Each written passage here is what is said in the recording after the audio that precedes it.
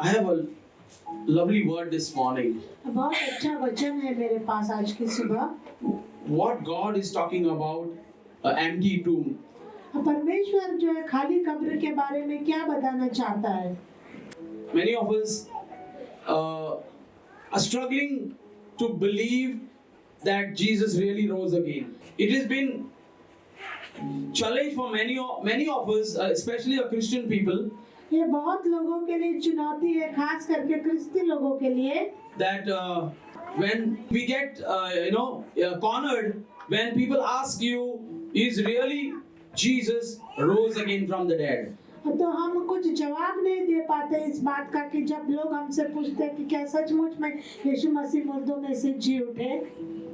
It is because we are not reading the word of God as we supposed to read.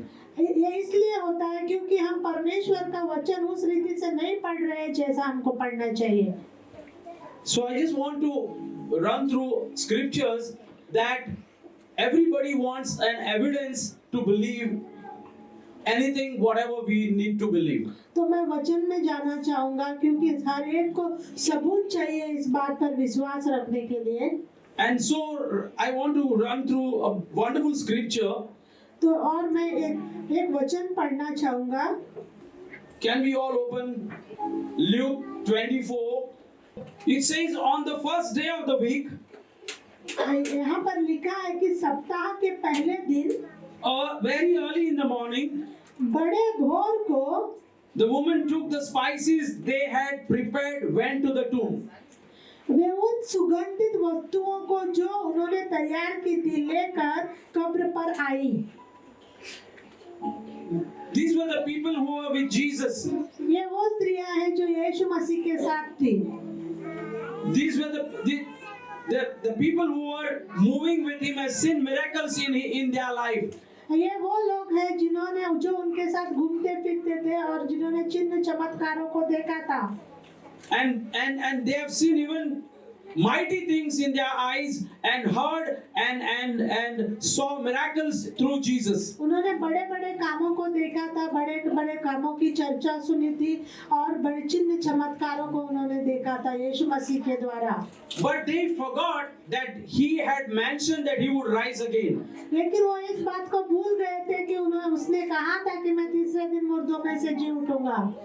As a normal, they went to the tomb to honor his body. और वो ऐसे ही normally यानी कि हमेशा की तरह जैसे वो करते थे पहला वहाँ पे, तो उन्होंने जाकर वहाँ पर उनका मृतदेह का आदर करने के लिए वहाँ पर उनकी कब्र पर गए। It says the woman took the spices they had prepared and went to the tomb. और परमेश्वर का वचन में लिखा है कि सुगंधित वस्तुओं को जिनको उन्होंने तैयार किया था वे लेकर कब्र पर गई। Exactly like how we take flowers. बिल्कुल वैसे ही जैसे हम फूल लेके जाते हैं। They wanted to honor the body of Jesus. वे यीशु मसीह के मृतदेह का आदर करना चाहते थे। They found the stone rolled away from the tomb. उन्होंने देखा कि कब्र पर से पत्थर लुढ़का हुआ पाया। And what happened? और क्या हुआ? The verse 3 says, but when they entered, परमेश्वर का वचन तीसरा वचन में लिखा है कि भीतर जाकर they did not find the body of the Lord Jesus.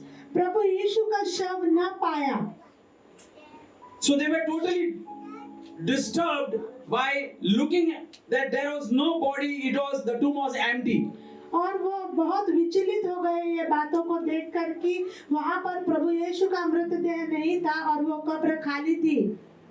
Verse 4 says, while they were wondering about this, अब 4 वचन में लिखा है कि जब वो लोग सोच ही रहे थे इस बात के बारे में, suddenly 2 men in clothes that gleamed like lightning stood beside them. 2 पुरुष झलकते वस्त्र पहने हुए उनके पास आ खड़े हुए। So they were again got disturbed. They didn't know what to do. फिर से वो लोग विचलित हो गए, उन्हें नहीं समझ में आ रहा था कि क्या करना है। In their fright, the women bowed down with their faces to the ground. जब वे डर गई और धरती की ओर मुंह झुकाए रही, But the man said to them, तो उन्होंने उनसे कहा, why do you look for the living among the dead? तुम जीवते को मरे हुओं में क्यों ढूंढती हो? Amen. My dear friends, many a times our faith shakes like this, like the way this women their faith was totally shaken up. मेरे प्रिय मित्रों, बहुत बार हमारा भी विश्वास ऐसे ही डगमगा जाता है जैसे इन स्त्रियों का विश्वास डगमगाया हुआ था। And for this reason, when our faith shakes away, we need a word of God to remind us that God is real. और इसीलिए जब हमारा विश्वास डगमगाता है तो हमें परमेश्वर के वचन की जरूरत है। ये बात हमको याद दिलाने के लिए कि परमेश्वर सच्चा है। Amen. Verse 6 says, He is not here, He has risen. 6 वचन में लिखा है कि वह यहाँ नहीं परंतु जी उठा है। Amen. Hallelujah. Remember how He told you while He was still with you in Galilee. स्मरण करो कि उसने गलील में रहते हुए तुमसे कहा था। Yes. Amen. So my dear friends, many times when we are sick, when we get a news about our illness through the doctor, we get shattered, we get disturbed, as all of us are scared to die. अब मेरे प्रिय मित्रों, बहुत बार जब हम बीमार हो जाते हैं या कुछ बीमारी का हमें समाचार मिलता है डॉक्टरों के द्वारा, तो हम टूट जाते हैं, हम विचलित हो जाते हैं, क्योंकि हम सब लोग मृत्यु से घबराते हैं। And this is exactly where God is reminding us, that He's telling us, don't you know that I have healed you? I died on the cross for your sickness, sins and disease, that I bore your sins on the body 2000 years back. Don't you remember it? और यहाँ पर परमेश्वर हमको याद दिलाता है कि क्या आपको याद नहीं कि मैंने आपको चंगा किया है, मैंने आपकी बीमारियों को, आपके पापों को क्रूस पर उठा लिया है, मैं आपके लिए मर गया हूँ। Verse 6 says, He is not here, He has risen. Remember how He told you while He was still with you in Galilee? 6 वचन में लिखा है कि वह यहाँ नहीं परंतु जी उठा है। स्मरण करो कि उसने गलील में रहते हुए तुमसे कहा था। Amen. Same way God is telling each one of us, don't shake your faith. Don't you know that I died for you on the cross? He is reminding us through the scriptures. ऐसे ही परमेश्वर हम में से सबसे कहता है कि आप अपने विश्वास को डगमगाने मत दो। क्या आपको याद नहीं कि मैं आपके लिए क्रूस पर मरा?